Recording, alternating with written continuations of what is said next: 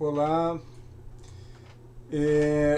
eu vou hoje fazer essa aula extra para quem está cursando a disciplina, não é obrigatória, mas é, é uma aula que está dentro de um contexto que é tentando responder essa pergunta aqui, ó.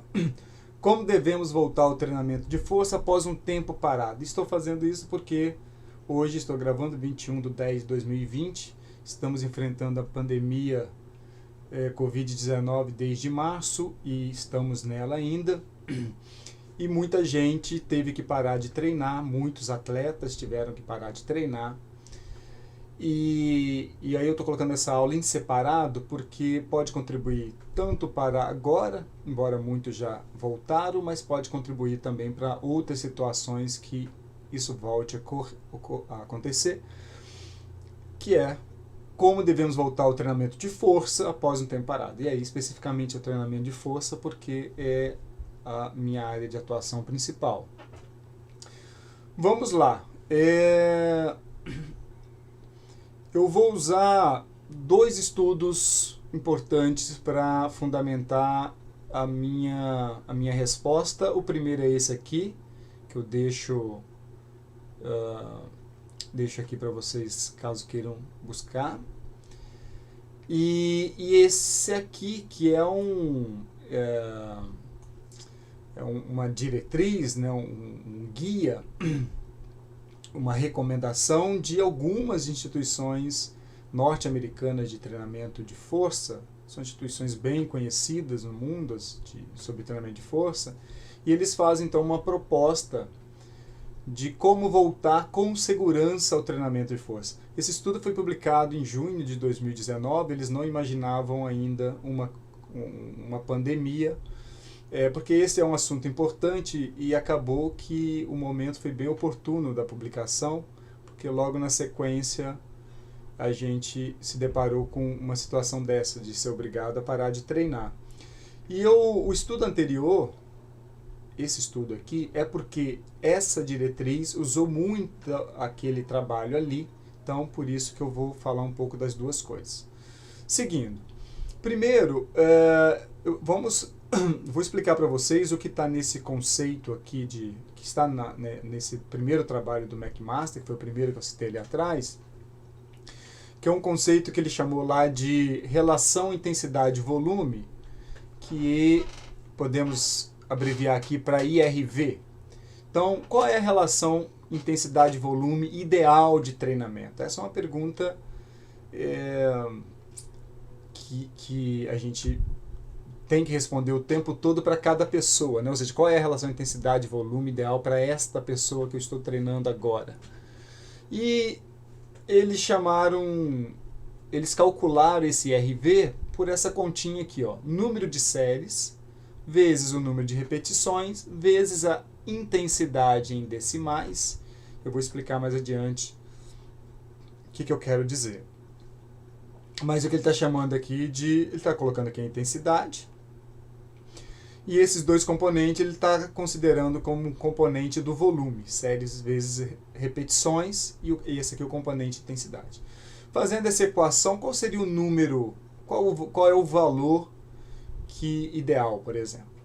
Então, esse grupo estudou e fizeram um estudo de meta-análise sobre treinamento de força para atletas de elite.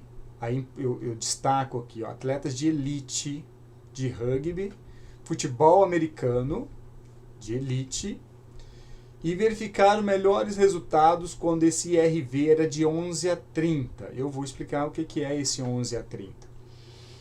Mas basicamente esse 11 a 30 é um valor que fica mais ou menos dentro desse perfil aqui, ó.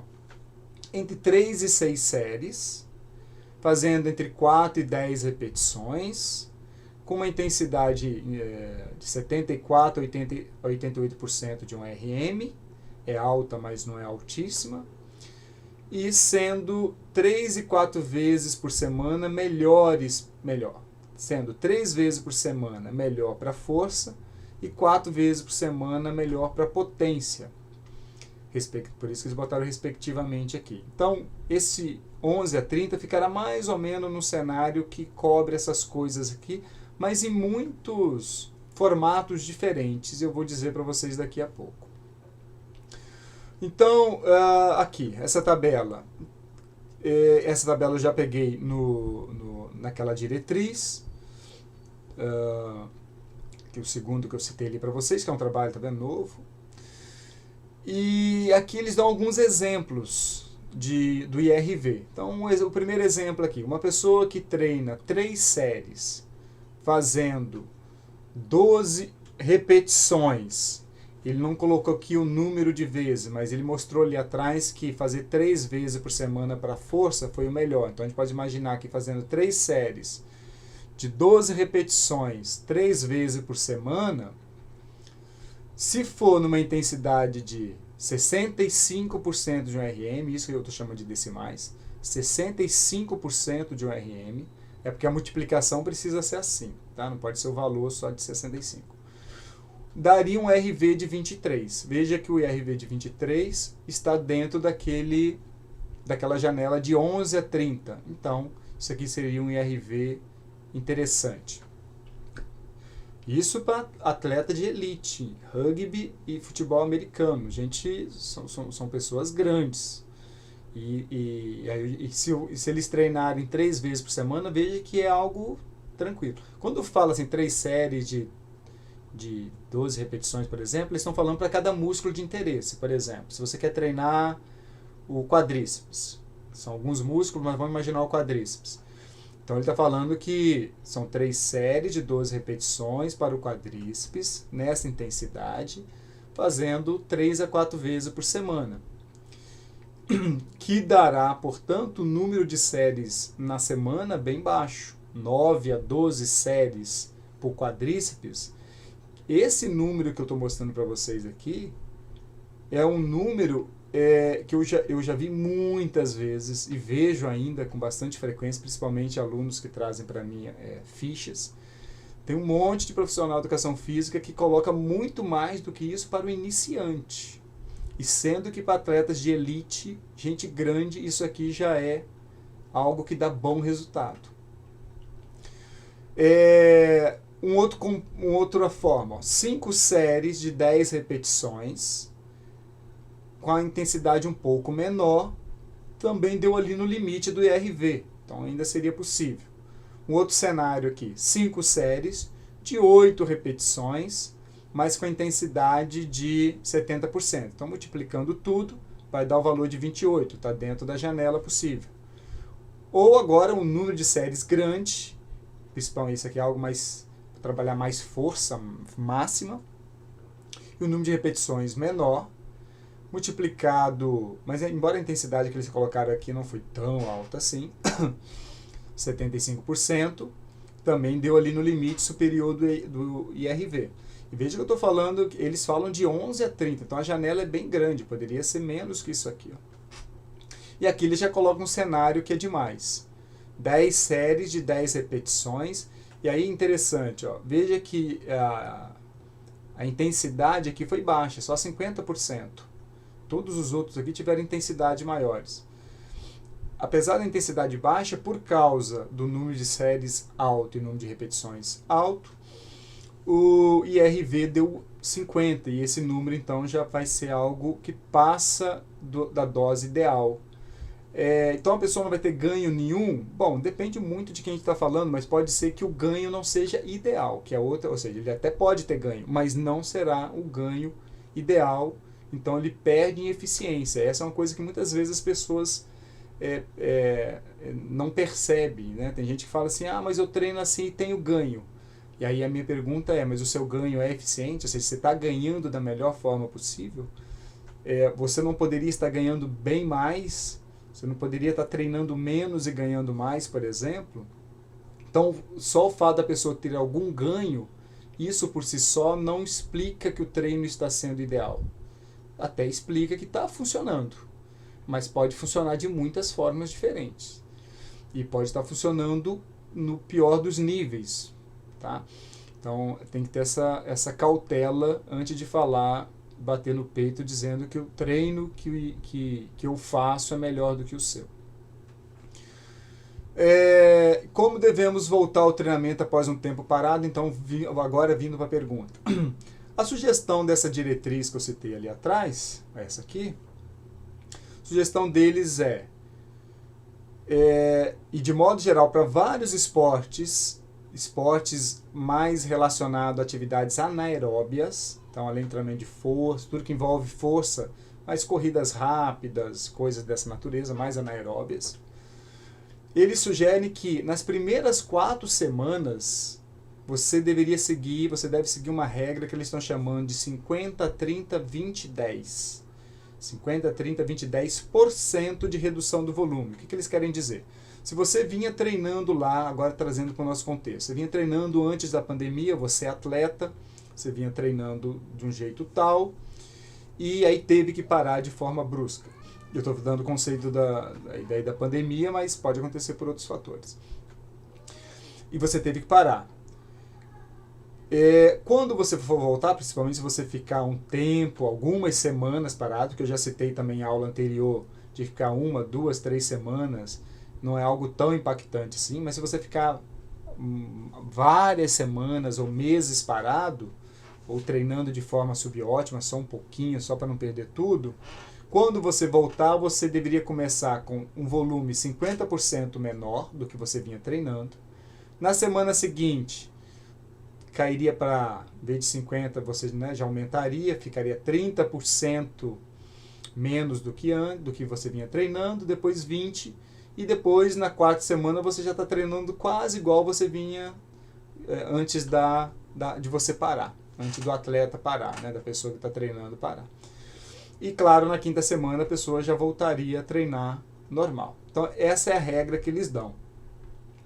E claro que você pode perguntar por que não é 50, 40, 30, isso não isso aqui é uma sugestão que eles debateram e eles acreditam, principalmente pelas experiências dessas pessoas envolvidas nesse documento, de que isso aqui já está razoável. Mas é bem provável que se for 50, 40 e depois 20 não deve mudar muita coisa. Mas a ideia é uma progressão, não é você voltar do mesmo jeito de antes, você ir voltando aos poucos, e aí eles deram esses valores que eles acham razoáveis.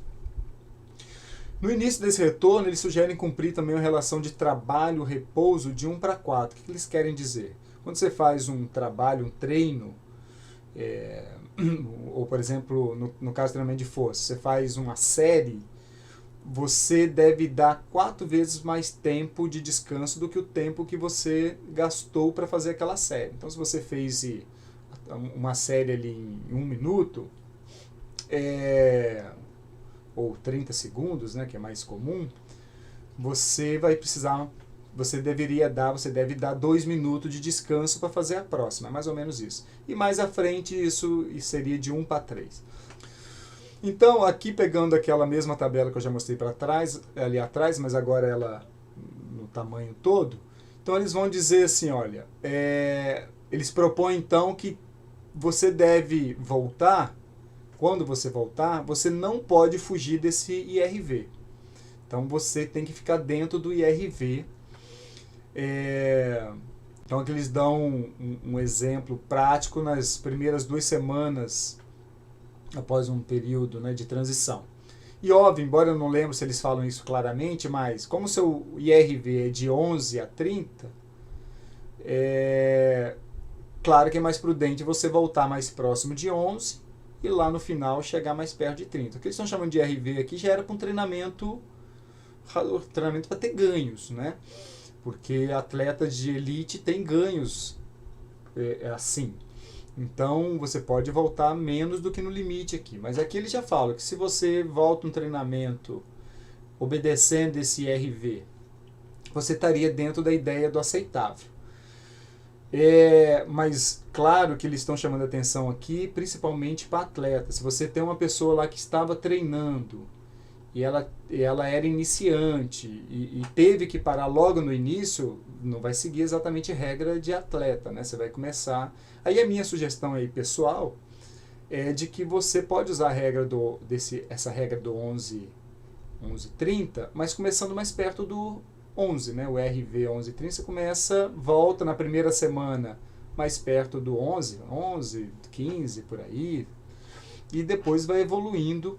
Mas se você ficar trabalhando com esse IRV na casa, obedecendo esse intervalo ou perto aqui de 30, a pessoa vai ter ganho. Então é uma ideia interessante isso que eles estão colocando, não só para a volta ao treinamento, mas também como uma forma de você ajustar o treinamento do seu atleta, por exemplo, ou cliente. E de fazer diferentes variações aqui de diferentes cenários de trabalho, né? Que é uma dúvida que muitas pessoas têm, né? Como fazer essas ondulações aqui? É um jeito de você ondular ficando dentro de um perfil aceitável, por exemplo. E aqui eles mostram, nesse caso, que ficou muito alto. Então eles se fundamentaram principalmente nesse trabalho aqui do McMaster. O guia, esse guia é para um monte de coisa, né? Um guia grande. Mas para especificamente o treinamento de força, eles usaram muito a ideia aqui do McMaster. E aí algumas coisas adicionais. Eles se fundamentaram em um punhado de estudos, vários estudos para tomar essas decisões. Embora aqueles números que eu estou colocando lá foi muito mais baseado em experiência, mas a tomada de decisão desses números aqui tem muito a ver com o conjunto de estudos que a literatura apresenta. Por exemplo, todos os estudos que eles viram que causavam rabdomiólise, que é uma degeneração muscular que pode ser bastante grave, a pessoa pode,